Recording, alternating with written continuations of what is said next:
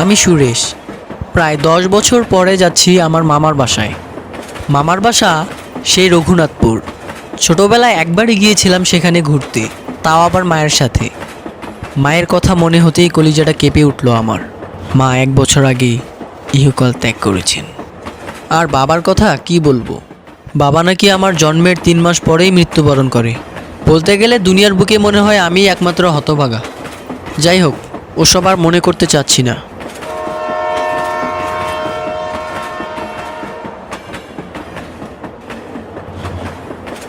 দেখতে দেখতে আমার মামাবাড়ি এলাকা রঘুনাথপুর রেল স্টেশনে এসে পৌঁছালাম।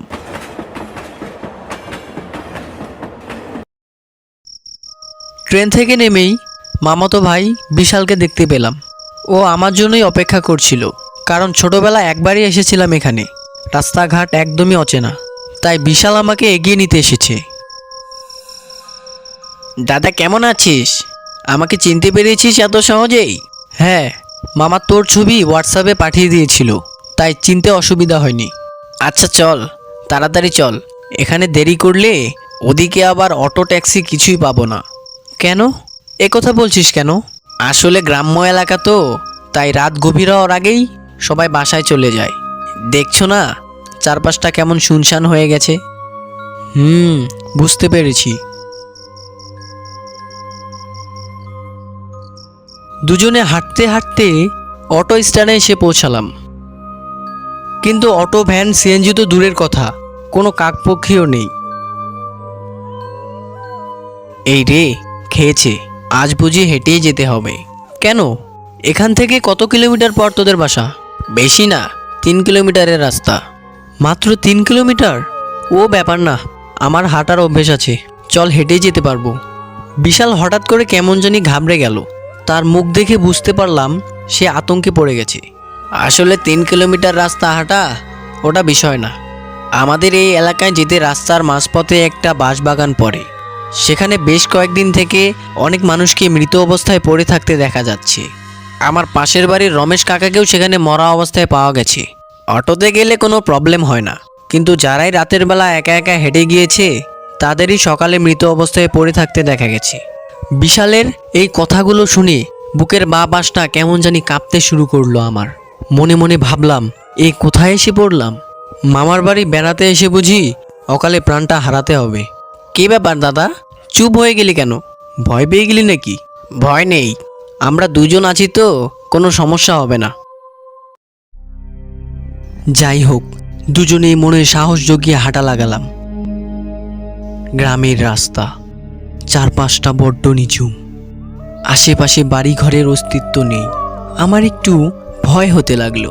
তার ওপর বিশালের মুখে শোনা সেই রহস্যময় বাঁশবাগানের কথা মনে পড়তেই গাটা কেমন জানি আচমকা শিউরে উঠছে। বিশাল সামনে সামনেই যাচ্ছিল, আর আমি তার পিছু পিছু হাঁটছিলাম। সারা জীবন শহরে থেকেছি, এরকম রাতের অন্ধকারে কখনো এভাবে এরকম নিঝুম জায়গা দিয়ে যাওয়ার অনুভূতি এখনো হয়নি, এই প্রথম।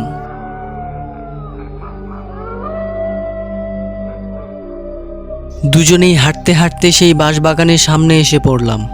দাদা, এই সেই বাঁশবাগান, ভয় পাস না, আমার পিছন পিছন সোজা হাঁটতে থাক, যা কিছু হয়ে যাক পিছনে তাকাবি না। দুজনেই সেই রহস্যময় বাঁশবাগানের সামনে দিয়ে হেঁটে যাচ্ছি। সেই বাঁশবাগানের দিক থেকে কী সব আজব আজব আওয়াজ আসছে। আমার মনে হচ্ছে আমি এক অন্যরকম রাজ্যে চলে এসেছি। হঠাৎ আমি অনুভব করলাম সেই বাঁশবাগানের দিক থেকে কান্নার শব্দ ভেসে আসছে। এমন মরা কান্না যেন শত ব্যথা বুকে নিয়ে কাঁদছে। আমি ওসব কিছুতে কান না দিয়ে বিশালের পিছন পিছন হাঁটতে থাকি। আমরা হাঁটতে হাঁটতে সেই বাঁশবাগান পার হয়ে আসি। যাক, বাঁশবাগান পার হয়ে এসেছি, আর কোনো চিন্তা নেই। আজ হয়তো দুজন ছিলাম, তাই আমরা বেঁচে ফিরতে পেরেছি। আচ্ছা, আর কত দূর যেতে হবে? এই তো চলে এসেছি। দুজনেই আর কিছুক্ষণ হাঁটতেই বাসায় চলে আসি। এসে মামাকে সবকিছু খুলে বলে বিশাল।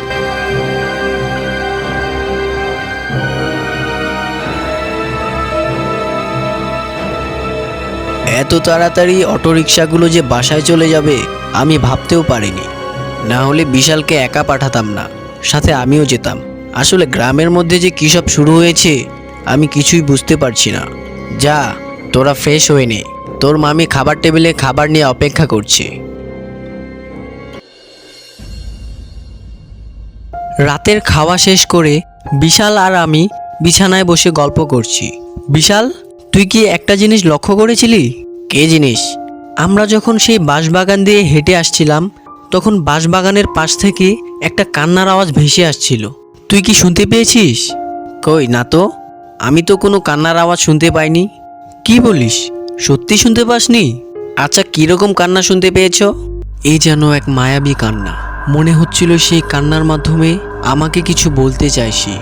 আর তোদের বাসায় আসার পর থেকেই কেন জানি সেই বাঁশবাগানের প্রতি মনটা টানছে আমার। দাদা, এ কথা মুখেও এনো না। ও তোমাকে আকর্ষণ করছে। ও তোমাকে ওখানে নিয়ে গিয়ে মেরে ফেলবে। আমি যাব, আমি কাল রাতেই যাব সেই বাঁশবাগানে। দেখব কে কান্না করছে, কী দুঃখ তার, আর এলাকার লোকজনকে কেনই বা মারছে এভাবে। আমি এর শেষ দেখেই ছাড়ব। পরদিন সকাল থেকে সারাদিন ভারী বৃষ্টি। এমন বৃষ্টি যে থামার নামই নেই। পুরো গ্রামটা বৃষ্টিমুখর পরিবেশে পরিণত হয়েছে। আকাশে বিন্দুমাত্র সূর্যের আভাস নেই।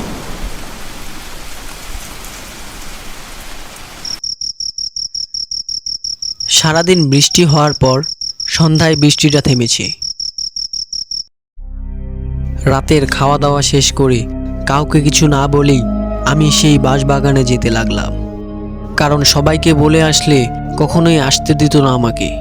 মামার বাসায় আসার পর থেকেই কেন জানি ভয় পেতে ভুলেই গিয়েছি আমি। গ্রামের নিঝুম রাস্তা দিয়ে হাঁটছি। আমি হাঁটতে হাঁটতে সেই বাঁশবাগানের সামনে এসে পৌঁছালাম। সেখানে আসতেই সেদিনের কান্নার আওয়াজটি আবার শুনতে পেলাম। সেদিনের মতো একইভাবে কান্না করছি। কে কে কান্না করছো এভাবে? সামনে এসো, আমি জানতে চাই কি মনের দুঃখ তোমার। হঠাৎ কান্নার শব্দটি বন্ধ হয়ে গিয়ে আমার সামনে একটি ভয়ানক দেহ হাজির হলো। দেখলাম আমার দিকে মায়াবীভাবে তাকিয়ে আছে। কে তুমি? এভাবে কান্না করছো কেন? আর গ্রামের নিরীহ মানুষদের জীবন কেন কেড়ে নিচ্ছ? শোন তাহলে, আমার নাম ছিল হারাধন। সবাই আমাকে হারাধন চোর বলেই জানতো। আসলে পেশায় আমি একজন চোর ছিলাম, তবে সব সময় চুরি করতাম না। চুরির পাশাপাশি কৃষিকাজও করতাম আমি। একদিন কুসুমপুর গ্রামে চুরি করতে গিয়ে ধরা পড়ে পাবলিকের কাছে উত্তম মাধ্যম পিটুনি খাই। তারপর থেকে আমি কান ধরি আমার বউ বাচ্চার সামনে, আর কোনো দিন চুরি করব না। তারপর থেকে চুরি করা ছেড়ে দিয়েছিলাম, চাষবাস করেই সংসার চালাই। একদিন হলো কি, গ্রামের মোড়ল মশাইয়ের বাসায় 10 ভরি সোনা চুরি হয়। পরদিন সকালে মোড়ল মশাই সহ গ্রামের বেশ কয়েকজন লোক আমার বাসায় আসে আর বলতে থাকে আমি নাকি সেই 10 ভরি স্বর্ণ চুরি করেছি। মানে চুরির দায়ভার আমার উপরে চাপিয়ে দেয়। কিন্তু সেই চুরিটি আমি করিনি। আমি সেদিনই মার খাওয়ার পরে কান ধরে চুরি বিদ্যা বাদ দিয়ে দিয়েছিলাম। কিন্তু তারা বিনা কারণে আমাকে সন্দেহের বশে মারধর করে এবং আমাকে মেরে ফেলে। আমাকে মারার পর আমার বউ বাচ্চা সহ বাড়িঘর একসাথে আগুন দিয়ে পোড়া দিয়ে তাদেরও মেরে ফেলে। আমার বউ বাচ্চার লাশের অস্তিত্ব পাওয়া যায়নি, তবে আমার লাশটা এই বাঁশবাগানে পুঁতে ফেলে চলে যায় তারা। তারপর থেকে এই গ্রামের যেই রাতের বেলা একা একা আসে তাকেই মেরে ফেলি আমি। আপনি এই গায়ের না, তাই আপনাকে কিছু করিনি, তবে এই গ্রাম শ্মশানে পরিণত করে দিব। বাঁচবে না, আমি কাউকে বাঁচতে দেব না। মেরে ফেলবো, সবাইকে মেরে ফেলবো। আমি বুঝতে পেরেছি তোমার সাথে অনেক খারাপ হয়েছে। ওরা তোমার সাথে ঠিক করেনি। এখন বলো, আমি তোমার জন্য কি করতে পারি? কি করলে তোমার অতৃপ্ত আত্মা মুক্তি পাবে? আমি সবাইকেই ছেড়ে দিব, শুধু ওই শয়তান মোড়লকে দুনিয়া থেকে সরিয়ে দিতে চাই। কিন্তু কোনো এক হুজুরের সাহায্যে নিজের শরীরকে বন করে নিয়েছে। মোড়লের ধারে কাছেও যেতে পারছি না আমি চাই কোনো তান্ত্রিক বা হুজুরকে বলে ওই শয়তান মোড়লের বনটা ছাড়িয়ে দেন আপনি। ওকে মারলেই আমার মুক্তি। এই বলে সেই অবায়কটি কোথায় যেন অদৃশ্য হয়ে গেল। পরের দিন সকালে আমি বিশালকে নিয়ে এক হুজুরের কাছে গিয়ে মোড়লের বন ছাড়িয়ে দিই। কয়েক ঘন্টা পরেই খবর পাই মোড়ল নাকি দুনিয়াতে নেই। আমিও বুঝতে পারি সেই অতৃপ্ত আত্মা তার এবং তার পরিবারের প্রতিশোধ নিয়েছে, আর তার আত্মাও মুক্তি পেয়েছে।